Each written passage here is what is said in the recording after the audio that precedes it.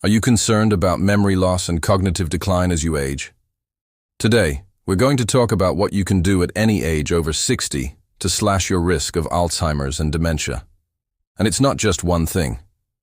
We're going to cover the three main pillars of what you need to focus on to keep your mind sharp and your memory strong. So if that's something you're worried about, make sure to watch until the end, because I'm going to walk you through step by step exactly what to do. I'm a geriatrician and the author of 2 books about thriving after 60. Welcome to my channel. Let's dive right into today's topic. Is your memory starting to slip? You have more power than you think to protect your brain. Today we're going to look at the 3 things that you need to do to keep your mind sharp and help lower your risk of developing Alzheimer's or dementia. These 3 things are diet, exercise, and sleep. Now let me start out by saying that there is no guarantee that you won't develop Alzheimer's or dementia, but there are things that you can do to reduce your risk. So let's take a look at how you can incorporate those 3 things into your daily routine. Pillar number 1, nutrition. It's not a diet, it's a way of eating. And I know you probably heard this a million times, but it's true.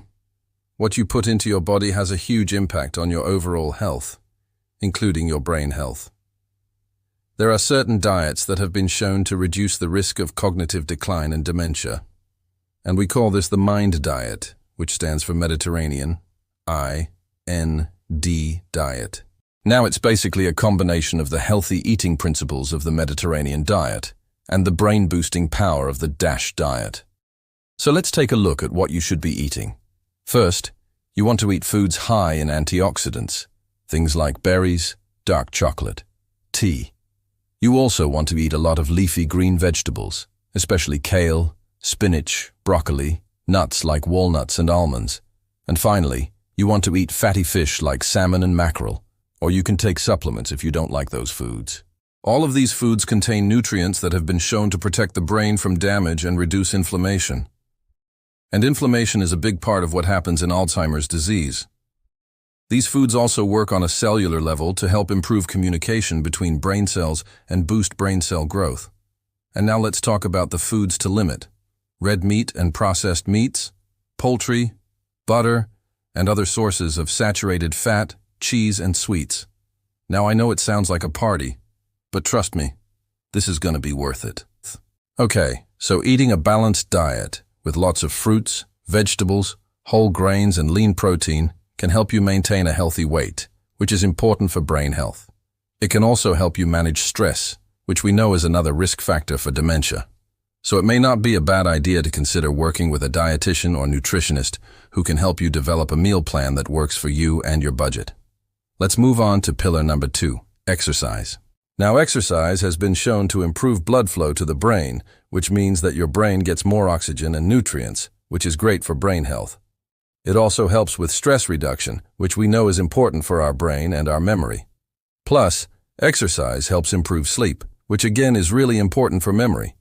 So what kind of exercise should you be doing? Well, we know that physical exercise makes a difference, but so does mental exercise. Let's start with physical exercise. The best type of physical exercise is brisk walking, and we know that it can improve blood flow to the brain and promote the growth of new brain cells. And I know some of you might be thinking, come on, doctor, I can't afford a gym membership. Well, good news is you don't need one. Walking is free and it's easy to do. Just aim for at least 30 minutes of brisk walking most days of the week. You can break it up into 10-minute sessions if you need to, and that will still add up. You can also do things like gardening, biking, or dancing, all of which can provide similar benefits. But don't forget about mental exercise too. It's just as important as physical exercise for maintaining brain health. Challenging your mind with new activities can help keep your brain sharp and improve your cognitive performance. So what kind of mental exercise are we talking about? Well, it could be anything that really challenges you to learn something new, like learning a new language, playing a musical instrument, solving puzzles, or playing strategy games like chess, or even engaging in activities like crossword puzzles or Sudoku. These types of activities can help keep your mind sharp and improve your cognitive performance. So don't neglect mental exercise.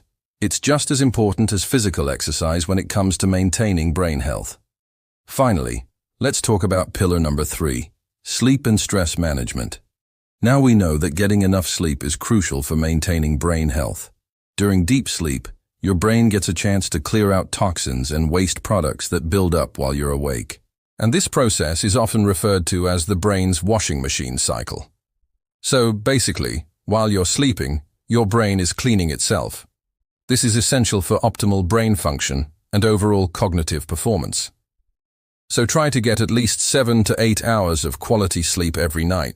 Now here's how you can make that happen. First, establish a regular sleep schedule by going to bed and waking up at the same time every day, even on weekends. That will help regulate your body's internal clock and make it easier to fall asleep at night. Next, make sure your bedroom is dark, quiet and cool. You might even want to invest in blackout curtains or earplugs if needed.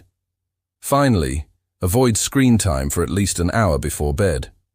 The blue light emitted from screens can interfere with the production of melatonin, which is a hormone that regulates sleep. Reading a book or listening to calm music can help signal to your body that it's time to wind down. In addition to prioritizing sleep, it's also important to manage stress effectively. Chronic stress can have a negative impact on brain health and increase the risk of cognitive decline and dementia.